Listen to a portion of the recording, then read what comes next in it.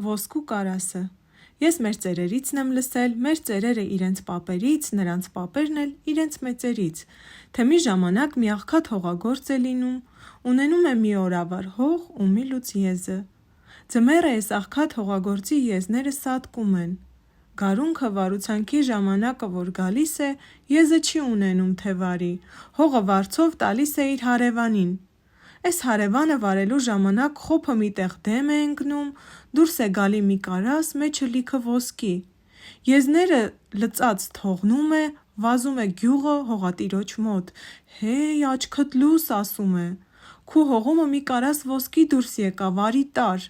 Չէ ախպեր, էդ իմը չի, պատասխանում է հողատերը։ Հողի վարձը դու տվել ես, դու վարում ես, էն հողումն ինչ էլ դուրս գա, քունն է, ոսկի է դուրս եկել, թող ոսկի լինի, էլի քունն է։ Սկսում են վիճել, սա ասում է քունն է, նա թե չէ, քունը։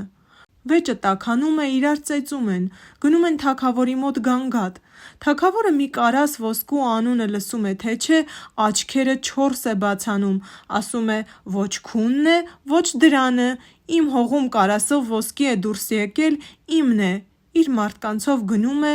որ հանի բերի, գնում է կարասի բերանը բաց անել է տալիս, տեսնում ինչ ոսկի, կարասը լիքը օձ։ Զարհուրած ու կատաղած ետ է գալի, հրամայում է պատժեն անգետ ռանչպարներին, որ համարձակվել են իրեն խաբել։ Չէ, թագավորն ապրած կենա, գոռում են խեղճերով, մեզ ինչու ես սպանում, լավ չես տեսել, օձ չկա էնտեղ, ոսկի է, ոսկի։ Թագավորը նոր մարդիկ է ուղարկում, որ գնան ստուգեն։ Մարդիկը գնում են, ետ գալի թե ճշմարիտ ոսկի է։ Վահ, զարմանում է թագավորը, ասում է երևի լավ չտեսա կամ տեսածս էն կարասը չէր։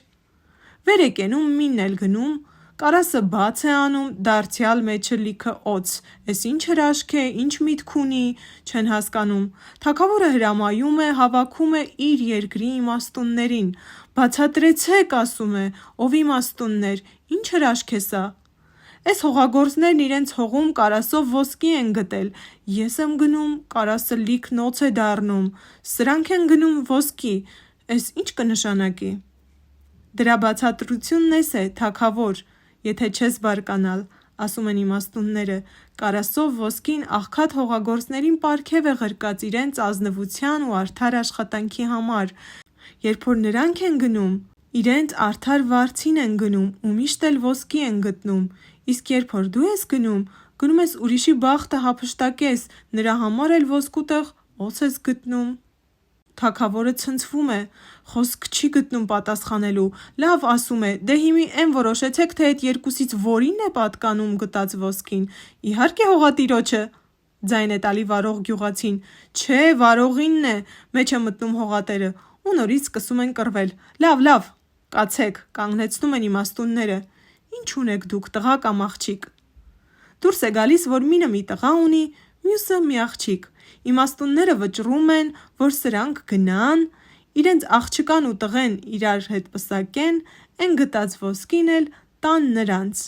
Այստեղ համաձայնում են բարի մարդիկը, ուրախանում են ու կռիվը վերջանում է, սկսում է հարսանիքը, օղտ նոր, օղտը գիշեր հարսանիք են անում, կարասով ոսկին էլ, որ պարգև էր ղրկած իրենց ազնվության ու արդար աշխատանքի համար, տալիս են իրենց զավակներին, բարին է ստեղ, չարը էն ագահ թագավորի մոտ։ Ահա և հեքիաթը վերջացավ։ Եթե հավանեցիք այն, ապա բաժանորդագրվեք իմ ալիքին, որպեսզի նորանոր հեքիաթներ լսելու հնարավորություն ունենաք։